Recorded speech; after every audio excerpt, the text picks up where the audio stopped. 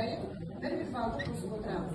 Балалар бүгінгі сөздің сабағымыз біздің. Мұхтар Әуезовтың көксерек әңгімесіндегі кейіпкерлер бейнесі оқу мақсаты көркем шығармадағы кейіпкерлер бейнесін ашып, үзінділерді жатқа айту. Өзге аңдардан да олардың ешқайсысынан ұқсамайтын қасиеттер. Мұны қазақ жақсы білген. Қасқыр жайында қазақ алдында қалыптасқан қоғам түсініктер көп. Қасқыр ешқашанда екі рет жайқалмайды. Қаншығы, яғни қырқасы өмірге бір-ақ рет өлтіртпейді. Қасқырдың терісін тірідей сойып алсаң да қыңсылатылыс шығармайды. Қасқырдың терісін қасқыр ешқашанда екі рет жайқалмайды. Қасқыр жалпы қандай ақылмен Жыртқыш емес, олар айлакер болып келеді. Жемтігін айла арқылы сұрайды. Қасқыр өте ақылды және де түрлі қабілетке ие.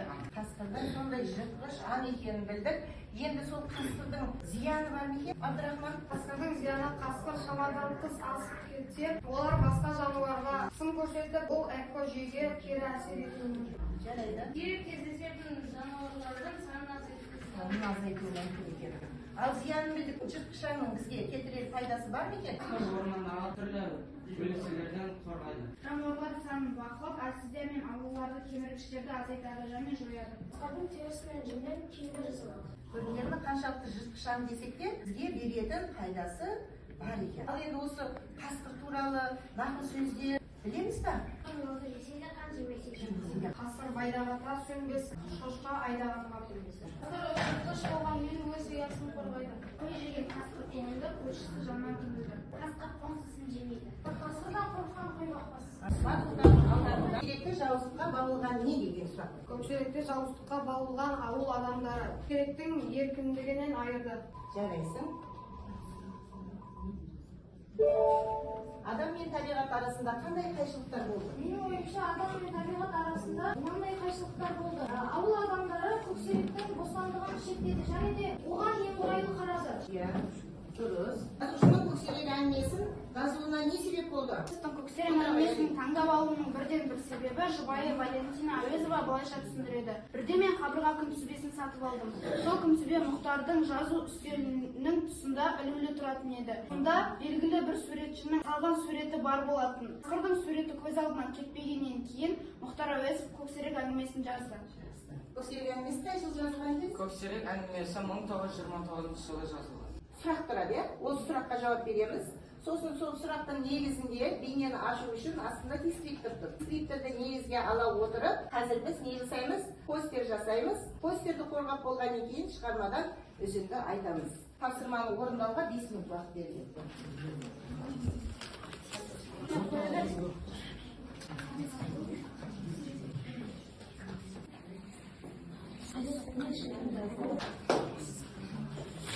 Құрмаш көксеректі өз қамқорлығына алды. Құрмаш мейірімді болғанмен аңқау бала. Көксеректі бауырына басқысы келді. Ауыл адамдары көксеректі ішіндегі жыртқыштау оятты. Олар дескриптордағы айтылған мәселе қамтылды, иә?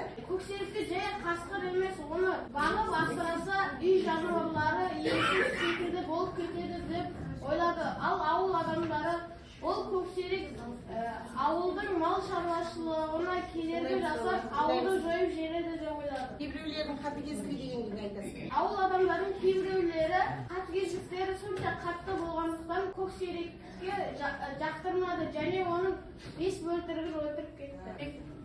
Деген қатыгездігі соншалықты оны атып тастауға да тырысты. Және де көксерек ішіндегі жауыздықты оятты. Көксерек баса тұқымда болғандықтан оны қабылдамады. Орындарына отырып, бір бал қосасыңдар. Қойды үркіте береді. Және де иттен қорыққаннан үйде жата береді. Екі көзі жасыл болып кетті ғой, қой бала мұны өлтіріп терісін алайық деді. Өлтірген қасқырды менің қолыма әкеп көзіне қосқарсаң сен маған туысқан емессің деген ескен. Өзге елде де қасенге ақ қасқыр не өлсін не тірісін деген. Осыдан басқа жерге итің керек емес деген. Осы сөздің барлығы қасенді асықтырып, ширықтырып еді. Көз жамжасы болып кетіпті, тұқымын сезген жүзі қара. Қой балам бұны енді өлтіріп терісін алайық деді әжесі. Жарайды. Құрмаш тобы барлық өзінің жақтапты. Келесі көксерек тобынамыз. Еріп өскен сайын мінезі суықтанып, сызданып келеді. Осы мінезін байқаған үлкендер енді бұны өлтіріп терісін алайық, осы шатыр түбінде ел болмайды дейтін де еді, бірақ Құрмаш білмеді. көксерек бір түн ішінде жоқ болды. Құмаш қашып кетті деуге қимай, айналадағы ши қарағанды, жар жырауларды тегіс таба алмады.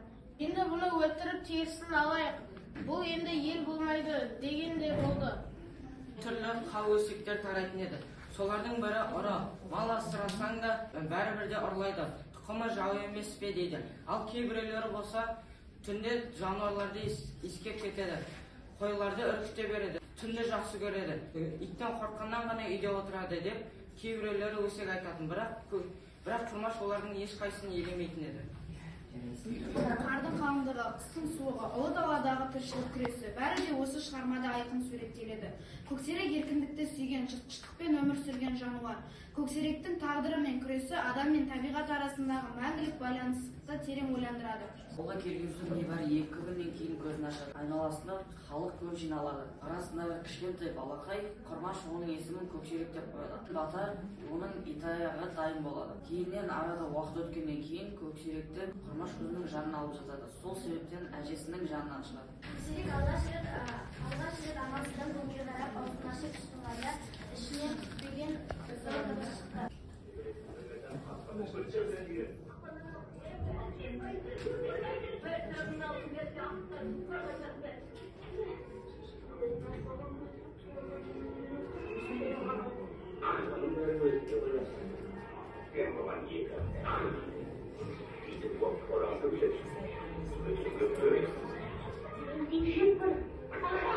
Мұхтар Әуезовтың әңгімесі желісімен сөйлейді. Кинофильмді көріп алайық. Бір оқушыдан тұрып таңдау жасайсыздар. Қазір сендерге тапсырма шығар. Өз-өзімізді пысықтап, жан-жақты не біледі екенбіз, сол туралы тапсырмамызды ашайық. Тұрамыздан тұрамыз да қай ия шықты таңдаймыз. Сосын балалар бұл жерде қай топ жүйрік екенін соңында балында көрсетіп отырады. Көркем фильм 400.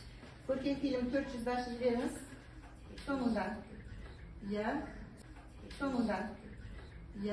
Сұраққа жауап береміз. Кинофильм қандай марапаттарға ие болды деген сұрақ тұр. 1974 жылы Әзірбайжанның астанасы Бакуде өткен бүкіл одақтық фестивальде бірінші орын алды. Швейцарияның Локорно қаласындағы Локорно қаласынан құрмет марапатына ие болды. Сұрақ дұрыс екен. Бірінші топқа плюс белгісін басыңыз. Екінші топ Үзінді 400. Үзінді 400. Мынау кім? Мына кәпірдің көзі жап-жасыл болып кетті-ау. Оның сезген екен мына жүзі қара. Қой балам, енді мұны өлтіріп терісін алайық. Әке орнына әке болған нағашы ағасы. Нағашы ағасы. Тексеріп көрейік, дұрыс па? Дұрыс екен. Екінші топқа қосу белгісін басасыздар. Басыңыз. Үшінші топ. Ұлттық құндылық 400. Ұлттық құндылық 400 басыңыз. Ұлттық құндылығымызға байланысты не көріп тұрмыз? Бесікке салу дәстүрін көріп тұрмыз. Дұрыс қой? Дұрыс. Келесі топ. Таңдау жасаймыз. Үшінші топқа бір бал қосыңыз. Қызық дерек 300. Қызық дерек 300. Сыйлық екен, жарайсыңдар балалар, сендерге сыйлық түсіп тұр. Бірінші топқа қосу белгісін басыңыздар. Теңіз басыңыз. Келесі екінші топ. Ақал мәтел 400. Анда бір қолмен сындыруға. Нанды сындыруға болмайды дейді. Қалай сындыруға болмайды екен? Бір қолмен сындыруға болмайды екен. Бұл біздің дәстүріміздегі айтылатын тиым сөз. Дұрыс. Жарайсыңдар. Табиғат толы таңдау жасайды. Үзінді 400. Үзіндіден 400. Қасқырым болса қайтейін. Менің қарала төбетім бірақ бұрап соғады. Арашаламасам, әлде қашан өлтіріп тастар еді. Бұл кім? Көрші Жұмаш. Көрші Жұмаш дейді. Дұрыс па жауабы? Жауабы дұрыс екен. Ұлттық құндылық 300. Ұлттық құндылық 300. Қасқырға қатысты табу сөзді айтыңыз дейді. Ит, қос, бөрі. Көбінесе айтылатын ұлыма. Жауабын көрейік. Жарайсыңдар. Келесі топ. Денесінің ұзындығы 120-130 сантиметр, құйрығының ұзындығы 40 сантиметр, 15-16 жыл өмір сүретін, тістері өткір, күшті, өте қауіпті қандай аң? Қасқыр дейді. Жауабын көрейік. Дұрыс, жарайсың. Екінші топқа тағы қосу белгісін басып қойыңыз. Табиғат тобы таңдау жасайды. Мақал мәтел 300. Мақал мәтел 300. Бас кеспек болса да тіл кеспек жоқ дейді. Тыңдап көрейік. Кеспей жоқ, дұрыс екен. Енді бұны екінші топқа басасыз. Үшінші топ жауап бере алмады. Иә. Тағы бір айланы жасап жіберейік. 100 қалды ғой. Ұлт құндылығы 200. 200. Не көріп тұрмыз? Наурыз той. Наурыз той. Дұрыс, жарайсың. Екінші топ. Көркем фильм 300. Көксерек фильмі туралы қай тілде спектакльдер қойылған? Қазақ тілінде, неміс тілінде. Тексеріп көрейік. Қазақ, неміс, орыс тілдерінде спектакльдер қойылған екен. Дұрыс, жарайсыңдар. Енді бір табиғат тобы соңғы сұрақты айтады. 200. Көркем фильм 200. Фильмде құрмашы рөлін сомдаған кім дейді? Қамбар Уәлиев. Қамбар Уәлиев. Өз тобы айтты, өзіне қосасыз. Дұрыс. Үшінші топ. Ал енді балалар, осы жерден жеңімпазды анықтайық. Қай топ жеңімпаз болды?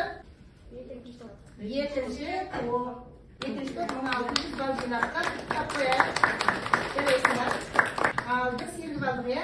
Енді біз келесі тапсырмамызға көшейік. Ендігі тапсырмамыз балалар, бізде жасанды интеллект DID платформасы арқылы сендерге қазір автор сөйлейді. Мұқият тыңдаймыз. Балалар көптеген әңгіме сөйлеуге ұнаған болады. Әңгімеден алған әсерлері бойынша эссе жазыңдар. Естіпті балалар, не деді бізге Мұхтар әуезов? Әңгіме сендерге ұнаған болар. Енді сол әңгіме бойынша, өз сүйгендерің бойынша эссе жазыңдар дейді. Біздің эссеміз балалар 5 минуттық эссе деп айтылады. 5 минут уақыт беріледі. 5 минутта сендер өздері не істейсіңдер? Эссе жазасыңдар. Эссе жазу үшін тақта қараймыз, бірінші жазба. Тақтаға қараймыз, 2 тақырып берілген. Адам мен табиғат және аяусыз тағдыр деген 2 тақырып берілді. Осы 2 тақырыптың біреуін таңдап аласыңдар. Екеуі де әңгіменің желісіне байланысты. 5 минут уақытта осы тақырыпты не істейсіңдер? Жазасыңдар. Жазу үшін дескрипторға көңіл аударамыз. Әңгімеден алған әсерлерің бойынша эссе жазасыңдар. Өз көзқарастарын жазасыңдар және дәйек келтіресіңдер. Осының бәрі қамтылған болса, өзімізге 3 баллық жүйе қоямыз. Болғаннан кейін талдап болғасын. Ал онда уақыттарың басталды. Қорытындылай келсек, көксеректегі қасқыр мен адам арасындағы қашықтықты білдірмейді. Ол адам мен табиғат арасындағы нәзік байланыс. Жарайсың, дәлел бар, оқушының өз ойы бар, қорытындысы бар, өзіне 3 балл қосып қоясың. Адам мен табиғат бір-бірімен тығыз байланысты жаратылыс. Көксерек шығармасы осы қарым-қатынастың күрделі жақтарын көрсетеді. Менің ойымша, адамдардың табиғатқа үстемдік етуге тырысуы үлкен қателік. Шығармадағы көксерек табиғаттың еркіндігі мен қайсарлығының бейнесі. Қасқырдың адамдарға қарсы әрекеті табиғаттың өзін қорғау амалы. Мен қорытындылай келе, адам табиғатпен үйлесімділікте өмір сүруі керек екенін түсіндім. Жарайды, дұрыс па балалар? Барлығы қамтылған екен, өзіңе 3 балл қос. Қазірше 2 оқушыдан оқытайық, уақыт қалса тағы оқытамыз. Кім оқиды? Ал, Мағжан оқиды? Адам мен табиғат. Табиғат пен адам өте тығыз байланысты. Табиғат адамның өмір сүруіне қажетті барлық ресурстарды береді, бірақ адамдар бұны бағаламай табиғатты ластайды. Менің ойымша, осы әрекеттермен адамдар тек табиғатқа ғана емес, өздеріне де зиян келтіреді. Оған дәлел заводтар мен фабрикалардан шыққан түтін, қоқыс, суды, ауаны ластайды. Қорытындылай келе мен мынандай шешімге келдім.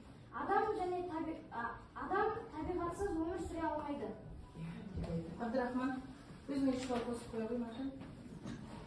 Адам мен табиғат. Көксерек әңгімесі маған ерекше ой салды. Мәселен, ауыл адамдары табиғатты бағындыруға тырысқан адамдардың бейнесін көрсетеді.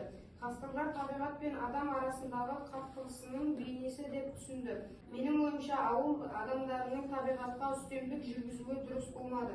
Бұл әрекет табиғаттың тепе-теңдігін бұзды және қайғылы жағдайлар әкелді.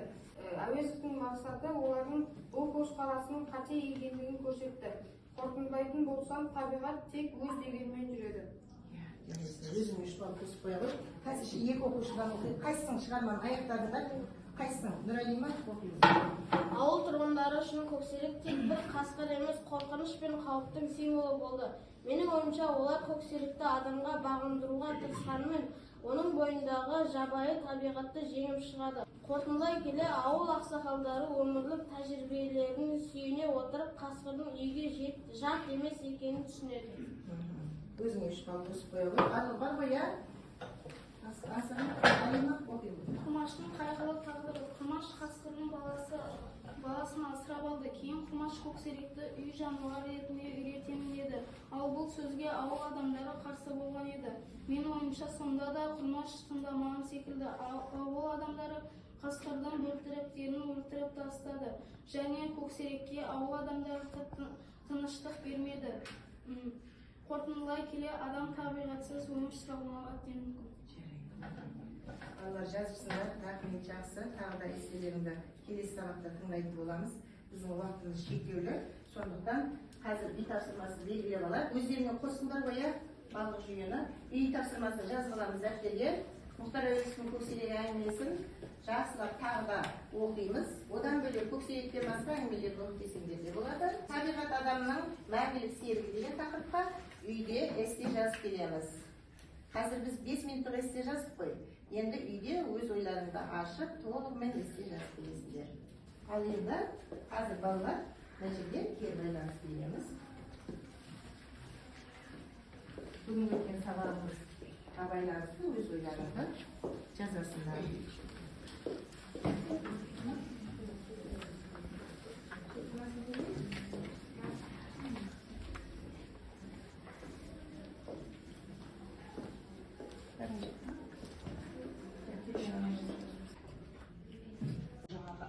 Әріптесіміз айтып отырғандай, сөз сақтауы, айтылымдағылары өз ойларын жеткізе білуі жоғары дәрежеде. Ешқандай қысылмай, қанша сөз қарап отырса да ойын еркін жеткізу деген бұл тамаша. Көпшілікке керемет бал берген деген күләшықтай. Жасанды интеллект керемет платформаларды қолданғансыз. Еңбегіңіз жана берсін. Сіздің сөз сақтауыңыздың өзі қандай керемет. Ал балаларыңыз сізден тәлім алған көріністің өте әдемі, әдеби тілде, мынау үзіндіні жаттағанда әрбір тыныс белгілерге, интонацияға балалардың ден қоюы сіздің тікелей еңбегіңіздің арқасы. Сабақ өте керемет өтті, әріптестеріңіз айтып өткендей. Сізге тек қана шығармашылық табыс тілейміз, ал балалар биік белесті дамылдырып, ұстаздарының салған дара сара жолмен жүре беріңдер, ұстаздарының мәртебесін мерейін көтере беріңіздер. Сізге бұдан да үлкен семинарларда өзіңіздің осы шығармашылық белестеріңізді жастарға көрсете беруіңізді тілеймін.